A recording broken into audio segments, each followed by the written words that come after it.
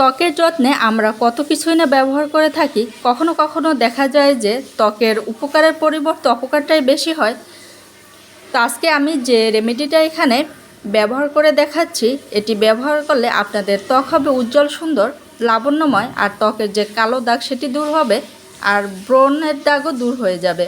তো প্রথমেই এখানে যেটা আমার দরকার তা হচ্ছে কমলালেবু। এখন যেহেতু শীতের সময়, সেজন্য এটি অ্যাভেলেবেল পাওয়া যায় আর একেবারে ভেজাল মুক্তটাই পাওয়া যায়। আপনারা যদি চান, এখানে আপনারা যখন ভালো পাওয়া যায় তখন এই কমলার খোসাগুলো রোদে শুকিয়ে ভালোভাবে গুঁড়ো করে রাখতে পারেন। যখন প্রয়োজন তখন ইচ্ছে মতো ব্যবহার করে নিতে পারেন। তো এখানে আমি একটা কমলার খোসা কমলা থেকে আলাদা করে নিচ্ছি। তো আমি এখানে একটা কমলার খোসাই ব্যবহার করব। আপনারা এই প্যাকটি আপনাদের ত্বকের হাত, পায়ে, গলা এগুলোই ব্যবহার করতে পারেন। তো আপনাদের কাছে আমার একটা ছোট অনুরোধ রইল, আমার এই ভিডিওটি যদি কোথাও কোনো অংশ ভালো লেগে যায় তাহলে একটি লাইক, কমেন্ট ও সাবস্ক্রাইব করতে ভুলবেন না। কেননা আপনাদের একটি লাইক, কমেন্ট ও সাবস্ক্রাইব আমাকে পরবর্তী ভিডিও তৈরি করতে সাহায্য করে। তো এ পর্যায়ে আমি এটি পাটার সাহায্যে বেটে নিচ্ছি। আপনারা চাইলে এই খোসাটা ব্লেন্ডার করে নিতে পারেন অথবা যে কোনো গ্রেটারের সাহায্যেও গ্রেট করে নিতে পারেন। তো এখানে দেখে বুঝতে পারছেন আমার কমলার খোসা কতটা পরিমাণ হয়েছে। তো আপনারা চাইলে আপনাদের ত্বকের যে জায়গায় ব্যবহার করবেন এখানে বাড়িয়ে অথবা কমিয়েও নিতে পারেন। তো আমার এখানে বেটে নেওয়া শেষ। তো এখানে আমার 2 থেকে আড়াই চামচের মতো এখানে কমলার খোসাটা বাটা হয়েছে। এই পর্যায়ে আমি আরেকটি যেটা ব্যবহার করব তা হচ্ছে কমলাটা। তো আমি এখানে কমলার 2 পিস বা 4 পিস এভাবে আমি খোসাটা ছাড়িয়ে নিচ্ছি। এটা আপনাদের প্রয়োজন মতো আপনারা নিয়ে নিতে পারেন। এরপর আমি যেটা করব, এটা আমি রসটা বের করে নিব। তো আমার এখানে ছাড়ানো প্রায় শেষ। তো আপনারা চাইলে এখানে হাত দিয়ে চিপে অথবা ব্লেন্ডারে ব্লেন্ড করেও এই রসটা বের করে নিতে পারেন। তো আমি এখানে এটি ছাঁকনির সাহায্যে আমার রসটা এইভাবে বের করে নিচ্ছি। তো আমি আজকে যে স্টেপগুলো এখানে দেখাবো, আপনারা চাইলে যদি হাতে সময় থাকে এগুলো ফলো করতে পারেন পরপর, তাহলে এটা ভালো রেজাল্ট পাবেন আশা করি। আর নিজেরা যখন বাসায় ব্যবহার করবেন তখনই আসলে এর উপকারিতাটা বুঝতে পারবেন। তো এখানে আমার রসটা বের করে নেওয়া শেষ। তো এরপরে আমি দেখাচ্ছি স্টেপ নাম্বার 1। এটা হচ্ছে ক্লিনিংয়ের প্রথম ধাপ।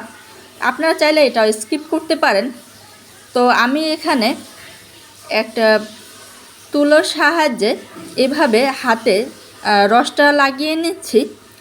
আমি হাতে করে দেখাচ্ছি। এখানে আপনারা আপনাদের ত্বকের যে জায়গায় ফেস প্যাকটা ব্যবহার করবেন সে জায়গায় ভালোভাবে এভাবে লাগিয়ে নেবেন।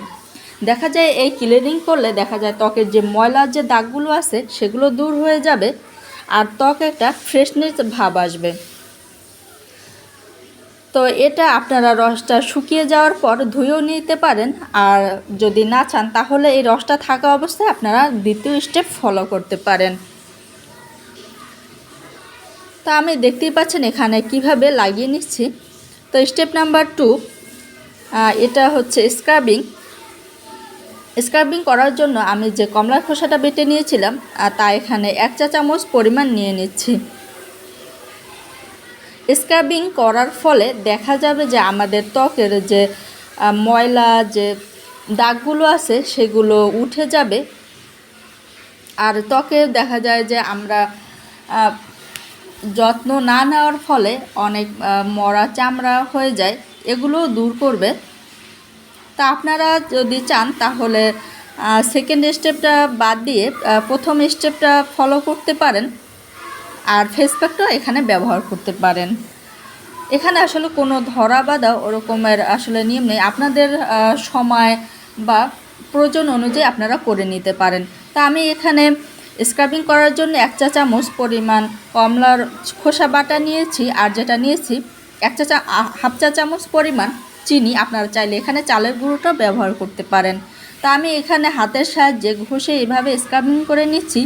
আপনারা আপনাদের ত্বকে এভাবে ভালোভাবে ঘষে স্ক্রাবিং করে নেবেন।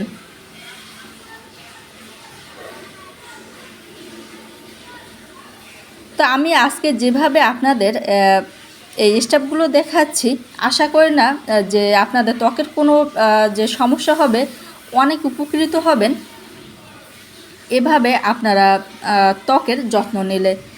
স্টেপ নাম্বার 3, এখানে আমি যেটা নিয়েছি, আমি হালকা কুসুম গরম পানি নিয়েছি। এটা হচ্ছে স্টিম দেওয়া বা ভাপ দেওয়া, আপনারা এটা চাইলেও করতে পারেন। তো এমনভাবে আমি পানিটা গরম করেছি যেন আমাদের ত্বক সহ্য করতে পারে এরকম। তো আমি এখানে হাতের এভাবে একটা পরিষ্কার আমি গামছা ব্যবহার করছি। আপনারা চাইলে যে কোনো তোয়ালে অথবা পরিষ্কার কাপড়ও নিয়ে নিতে পারেন। তো এইভাবে আমি ঘুরিয়ে ঘুরিয়ে দুইবার আমি এভাবে স্টিম দিয়ে নিচ্ছি।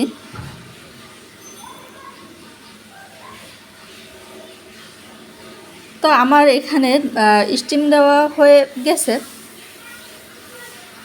আপনাদের ত্বকের যে লোমের যে কোষগুলো আছে সেগুলো ওপেন হয়ে যাবে, আর পরবর্তী প্যাকটি লাগানোর জন্য খুবই উপকৃত হবে এভাবে স্টিম দিয়ে নেওয়ার জন্য।